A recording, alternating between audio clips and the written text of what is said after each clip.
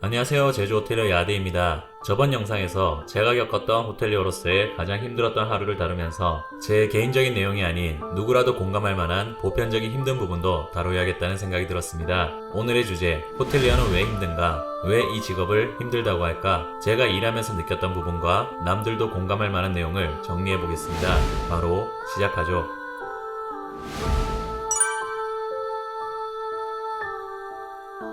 첫째, 박봉. 역시나 연봉 문제로 시작하지 않을 수 없습니다. 연봉에 대한 내용과 그로 인한 진급 테크트리 타는 법을 미리 보고 오시면 이해가 쉬우실 것 같네요. 단순하게 정리하면 요구하는 스펙에 비해 적은 연봉, 정신적 스트레스 강도가 높은 편이고 부서에 따라서 육체 노동 강도 역시 높은 편인데 보잘것없는 대우가 첫 번째 요소가 되겠습니다. 여기서 더 나아가 그렇게 힘들게 번 본인 월급을 하루아침에 쓰는 고객들을 보면서 오는 괴리감도 추가될 수 있습니다. 5성급 호텔에는 일반인은 쉽게 접근할 수 없는 VIP들이 많이 오고 그들의 소비 규모는 정말 상상을 초월합니다. 저는 하루에 술만 1000만원어치 먹는 사람도 봤어요. 카지노에다가 하루 만에 1억을 꼬라박는 사람도 봤고요. 그 상대적 박탈감은 결코 무시할 수 없는 요소인데요. 이걸 반대로 생각하면 내가 언제 이런 사람들과 얘기를 나누고 그네들의 삶을 엿볼 수 있겠는가? 그들에게서 배울 점은 무엇인가? 이렇게 긍정적으로 생각해 볼 수도 있습니다. 세월이 흘러 제가 매니저가 된다면 그들과 더욱 친밀하게 교류할 수 있겠지요. 그렇게 인맥을 넓혀나가면 어떤 방식으로든 사회에서 엮일 일이 생깁니다. 뭐든지 마음먹기 달린 겁니다.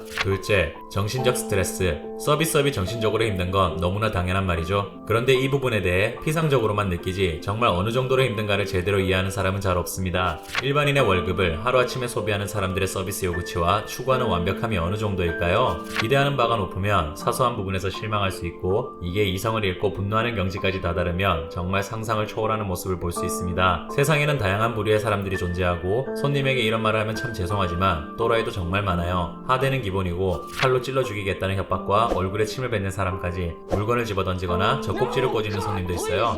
이런 경우는 너무 극단적인 사례 아니냐고요? 정말 일주일이 멀다 하고 나타납니다. 심심찮게 로비에서 고함을 고래고래 지르고 호텔에 있는 규정을 무시하고 통제가 안 되는 손님들이 나타납니다. 너무 극단적인 예라고 생각하신다면 침착하게 미친놈을 예로 들어드릴게요. 한국에 있는 호텔 대부분은 건물 전체를 금연구역으로 규정하고 있고 객실에서 흡연하게 될 경우 정비 비용 목적에 벌금을 부과합니다. 따라서 체크인 시 흡연 고객에게 반드시 안내가 나가는 게 스탠다드이고 제가 일한 호텔에서는 20만원의 벌금을 규정해놓고 있었는데 이는 한동안 그 객실을 팔지 못하는 것과 더불어 타 고객에게도 피해가 가기 때문에 컴플레인 규모가 한도 끝도 없이 커질 수 있습니다. 손님이 객실 내부에서 흡연한 게 적발되어 제가 객실 내에서 담배를 피우면 안되며 흡연 정도가 심각하니 벌금 20만원을 안내해드렸습니다. 뭐라고 하셨을까요? 20만원? 알겠어. 매 20만원씩 줄 테니 우리 마음대로 필게. 왜? 더 줄까?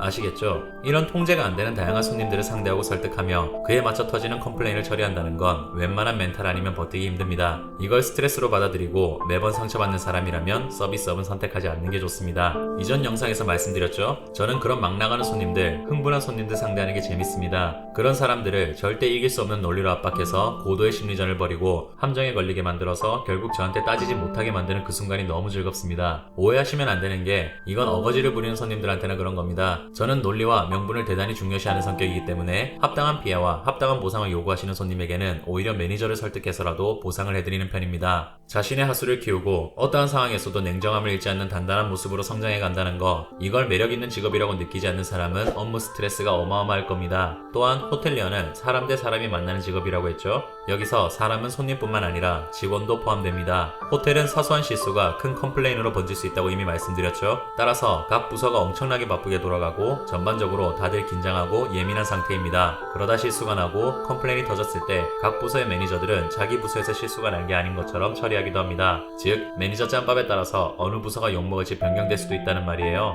손님은 어차피 한번 퇴실하고 나면 못 볼 가능성이 크기에 대수롭지 않게 넘길 수도 있지만 직원은 둘 중에 한 명이 퇴사하기 전까지는 원수가 될 수도 있어요. 그 사람이 짬밥으로 밀어붙이면 일하는 내내 속절없이 당하기도 하지요. 이 스트레스가 웬만한 고객 컴플레인보다 더 심합니다. 결과만 보고받는 총지배인 입장에서는 내 실수도 아닌데 일 겁나 못하는 놈처럼 보이고 부서 전체가 자기 때문에 욕먹는 상황이 벌어질 수도 있어요. 저 역시 손님을 상대하는 컴플레인보다 이런 직원과 부서 간의 중상모략이 더 힘들었어요. 이를 해결하기 위해 제가 선택한 건 업무적 퍼펙트함과 명분이었습니다. 절대 실수를 남기지 않겠다는 일념으로 매 순간순간 일했고 그 어떠한 억울함이 있어도 명분 없는 싸움에는 절대 나서지 않았습니다. 저는 논리로 이길 수 있는 싸움이라 해도 명분이 없으면 싸우지 않습니다. 결과적으로 결국 부서 또는 제게 피해가 오기 때문입니다. 단 명분이 확실하다면 그 사람이 직급이 아무리 높다 해도 물러서지 않습니다. 저는 일개 주임으로서 룸스 매니저에게까지 부당하다고 생각하는 명령에 맞선 적이 있고 이는 제 신념이자 처세였습니다. 이제서 4년 정도 관찰하니 결코 만만한 놈이 아니구나 라는 인상을 주게 되었고 타부서 매니저 역시 웬만큼 확실하게 걸고 넘어질 수 있는 건수가 아니면 시비를 안 털게 되었습니다. 물론 이게 반드시 좋은 것만은 아닙니다. 윗사람들에게 인정받는 방법은 크게 두 가지로 정치와 업무 능력이 있습니다. 윗사람의 비위를 잘 맞추느냐, 일을 잘해서 필요한 존재가 되느냐 두 가지로 볼 수 있고 저는 타고난 천성이 정치를 잘하는 성격이 못 되어 차선책으로 일이라도 잘해서 욕이라도 덜 먹자를 선택한 겁니다. 이는 한쪽이 치사하고 한쪽이 더 고생한다라는 단순한 차원에서 접근할 게 아니라 두 가지 다 전부 고유의 능력인 겁니다. 저는 그런 능력이 모자라다 못해 없는 사람인 거고 정치 능력이 뛰어난 사람은 저처럼 몸 고생하지 않아도 저보다 더 빨리 더 높게 올라갈 수도 있습니다. 어느 쪽이 성향에 더 잘 맞고 더 잘하느냐에 따라서 본인의 루트를 선택하면 되고 둘 다 잘하는 사람이라면 알아서 매니저 자리를 달고 계실 겁니다. 따라서 제 포지션 역시 이상적인 건 결코 아니었습니다. 자기 부서에 영입하고 싶어 할 정도로 저를 탐내는 매니저가 있었는가 하면 제가 건방지고 마음에 안 든다고 생각하는 매니저도 있었습니다. 근데 뭐 저는 사회에서 모든 사람에게 인정받는다는 건 불가능하다고 생각하고 그런 사람이 있다고 해도 저는 아니라고 생각하기에 크게 개의치 않습니다. 그냥 제가 당장 실현할 수 있고 앞으로 잘할 수 있는 길을 갈 뿐이에요. 어쨌건 일 못한다는 소리는 안 듣잖아요. 저는 그걸로 만족합니다. 타인의 인정도 물론 중요하지만 본인의 가치는 본인이 믿어줘야 합니다. 스스로 믿음이 있는 사람은 어떠한 역경과 파도가 밀어닥쳐도 버틸 수 있습니다. 본인의 뿌리를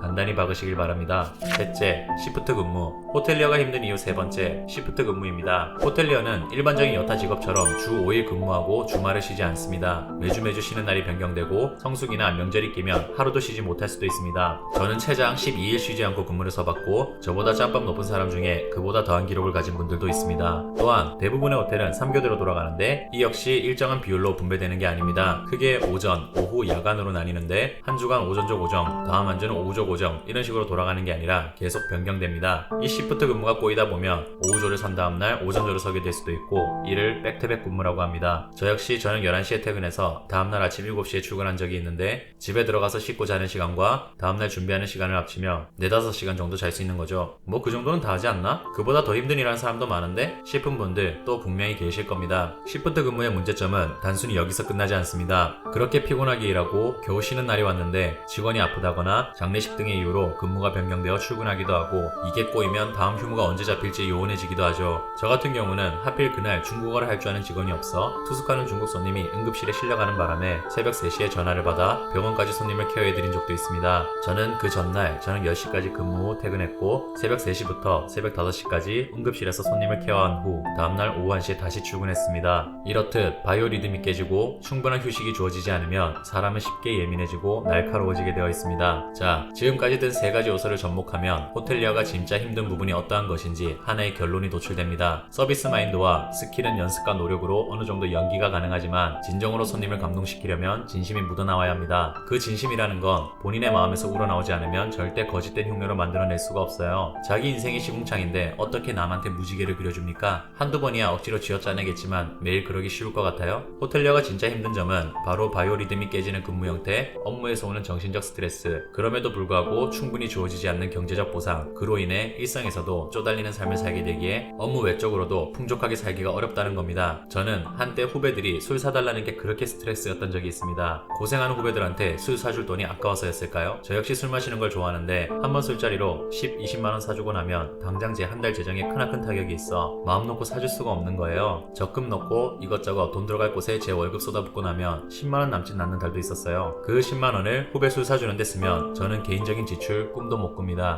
저는 제가 개인적으로 사고 싶던 100만원 상당의 시계 살 돈을 모으는데 2년이 넘게 걸렸습니다. 그마저도 다 못 모아서 손 벌벌 떨며 할부로 샀어요. 적게 버는데 무슨 비싼 시계를 사냐? 사치품 살 돈이 있는 걸 보니 그래도 보기 겨웠네 같은 소리는 나중에 따집시다. 지금 그게 중요한 게 아니니까 본질은 그겁니다. 단순 계산해보세요. 100만원 나누기 24개월 한 달에 4만원 정도 하네요. 사회생활 해보신 분들은 공감하시겠지만 월급으로 받는 100만원 단위는 클지 몰라도 소비에 들어가면 100만원은 정말 돈도 아닐 정도로 작은 단위입니다. 저는 저를 위한 투자, 제가 진짜 너무너무 사고 싶은 걸 1000만원도 아니고 100만원 정도의 시계를 사기 위해 한 달에 5만원 모으기가 그렇게 힘들었고 그마저도 살지 말지를 고민하며 매장을 3번이나 방문했습니다. 2년간 어렵게 모은 돈을 진짜 시계 하나 사는데 쓰는 게 맞나 고민하는 저 자신이 얼마나 초라해 보였을까요? 제 소비 습관이 해픈 거 아니냐고요?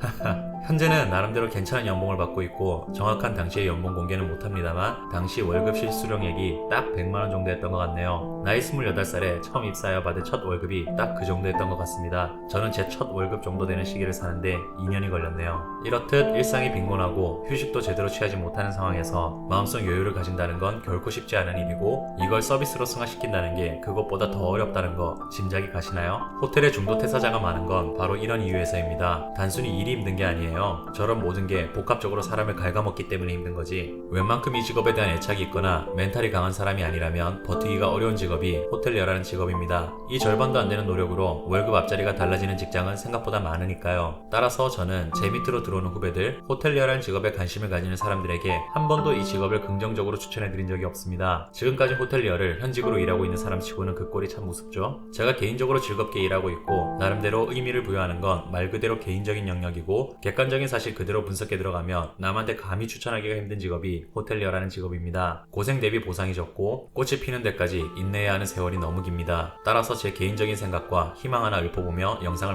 마무리하겠습니다. 제가 호텔리어로 일하며 단 하나 만족하지 못한 게 있다면 연봉입니다. 저는 중국에서 15년을 넘게 살았고 저랑 같이 유학했던 친구들 대다수는 중국어 하나만으로도 제 연봉의 앞자리 수가 다른 돈을 벌고 있습니다. 월급이 100만원 이상 차이 나는 경우도 많아요. 하나같이 물어봅니다. 왜 그깟 연봉을 받으며 일하고 있냐고. 그건 네 중국어 실력에 대한 모욕이라고. 한마디로 정리해서 대답하기가 어려운 영역이라 그저 웃을 밖에요. 그리고 그 친구들 말에도 상당 부분 동조합니다. 현재의 호텔 생태계가 잘못되어 있다는 것도 사실이에요. 호텔은 사람이 아니면 대체할 수 없는 영역의 서비스 때문에 인건비가 감당이 안 되는 직종이라는 것도 이해하겠습니다. 기업 입장에서는 뭐라도 돈을 줄여야 이익으로 이어지는 거니까요. 하지만 공장 부품 교체하듯 너 아니어도 다른 놈 뽑으면 그만이야 하는 마인드로 인재들 놓치다 보면 언젠가는 후회할 날 올 겁니다. 저는 작금의 호텔리어 생태계가 완전히 뒤집어지는 상황이 왔으면 좋겠습니다. 젊고 유능한 인재들이 차라리 호텔리어를 기피하는 시대가 왔으면 좋겠어요. 못해도 최소한 국내 호텔을 선택하지 않는 상황이 왔으면 좋겠습니다. 기업이 인재들을 이런 식으로 대우하면서 품격 유지가 가능하지 않은 시대가 반드시 왔으면 좋겠어요. 요즘 추세만 봐도 버티는 친구들보다 퇴사하는 친구들의 빈도가 점점 늘고 있습니다. 면접 보고 난 뒤 월급 얘기 듣고 아예 입사를 거부하는 친구들도 점점 늘어나고 있습니다. 윗선과 어르신들은 툴툴대요. 요즘 젊은 것들이 어쩌고 저쩌고. 저는 정말 확신하건대 윗분들의 그 생각이 썩었다고 생각합니다. 당신들은 그런 말할 자격이 없어요. 그 연봉 받고 이 정도까지 업무 능력을 보여주며 아직까지 남아있는 아래 직원들한테 감사해야 해요. 제가 아직까지 호텔리어를 하고 있는 이유요? 저 역시 4년간 호텔리어로 일하고 이직을 결심하며 호텔리어를 그만둘 생각도 했었습니다. 현실적으로 도저히 이 대우를 감당할 수가 없었거든요. 아직까지도 이 업을 유지하고 있는 이유는 호텔리어라는 직업 자체의 애착도 분명히 있겠지만 현재 이직한 호텔이 제가 제시한 연봉을 맞춰줬기 때문입니다.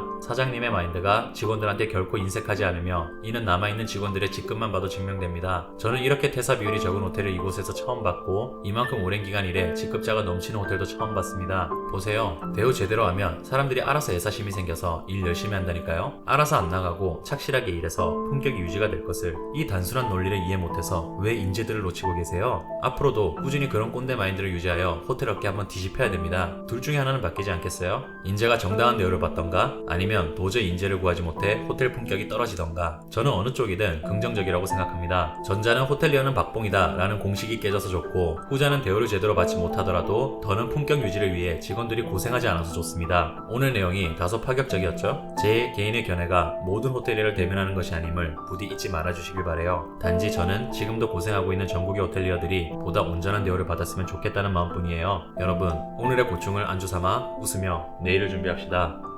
이상으로 호텔리어와 고객 모두를 위한 채널 야대였습니다.